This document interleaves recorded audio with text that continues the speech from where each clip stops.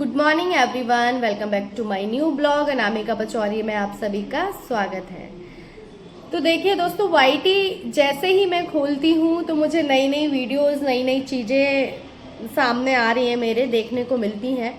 अभी मैंने सृष्टि आयुष का वीडियो देखा जिसमें वो कह रही हैं कि जगत दीदी की तरफ से उनको लीगल नोटिस भेजा गया है और उनको ये धमकी भी दी गई है कि वो अपनी वीडियोस डिलीट कर दें अपने चैनल से। और उन्होंने नेहा जगत दीदी को सोशल मीडिया पे बदनाम करा है, ऐसा आरोप लगाया है सृष्टि पर।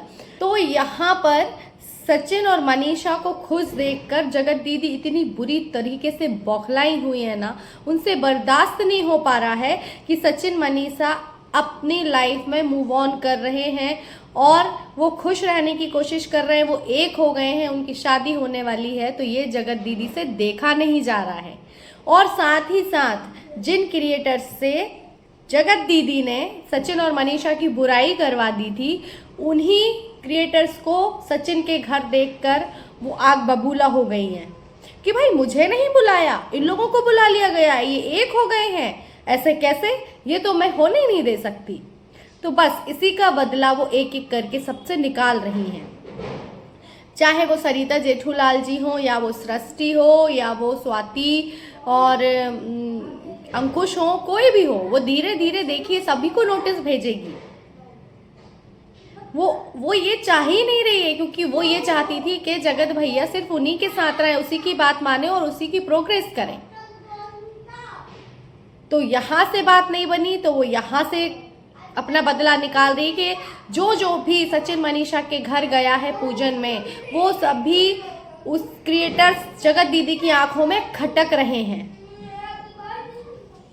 तो देखिए, लोग अपनी लाइफ का खुद ही तमाशा बना रहे हैं।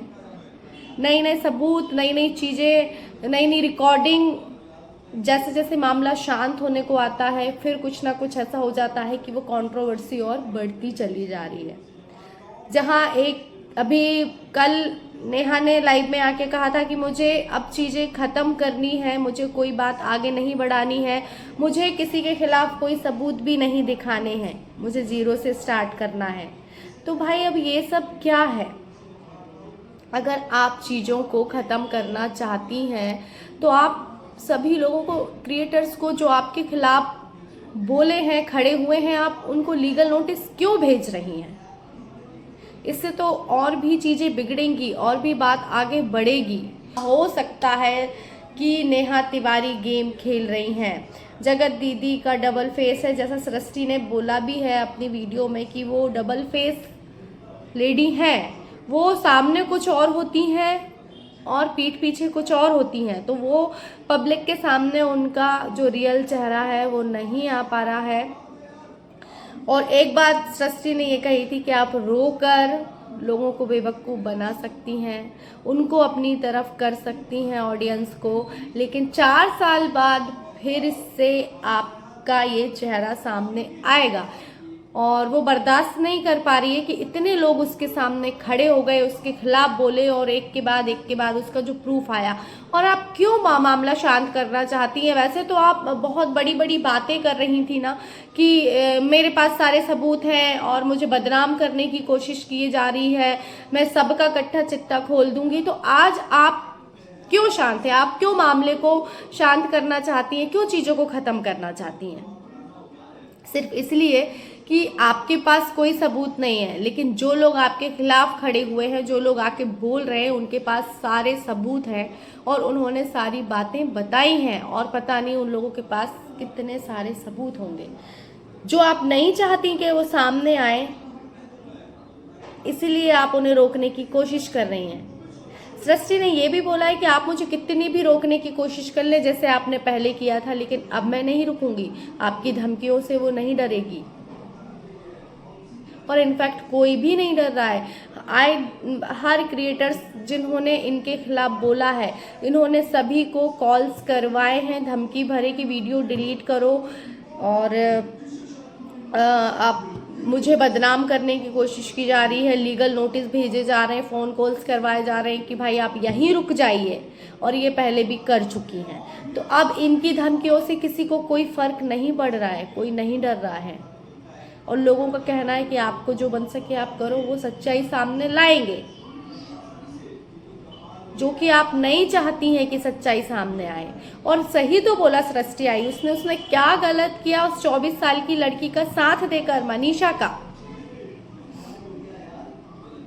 और वाकई में इस चीज में सच्चाई है क्या? जगत दीदी के आंसू 5 दिन के आंसू, 5 दिन के आंसू भी नहीं है, सिर्फ 1 दिन के आंसू उस 1.5 साल 2 साल की मनीषा के आंसू पर भारी पड़ गए और ऑडियंस पिघल गई। और वो इतना दर्द, इतनी तकलीफ, कि ना जाने उसने कितने आंसू बहाए होंगे मनीषा ने, वो लोगों को नहीं दिख रहे, उसकी तकलीफ नहीं समझ रही है। यहाँ जगत दीदी सामने रोकर आ गई और सब लोग सिंपैथी देने लगे उनको, क्यों? और जो लोग आज भी उसके खिलाफ खड़े हुए हैं जगत दीदी के, तो लोग उनको अब गलत बोल रहे हैं और उनको फिर से जगत दीदी रोकने की कोशिश कर रही है, क्यों?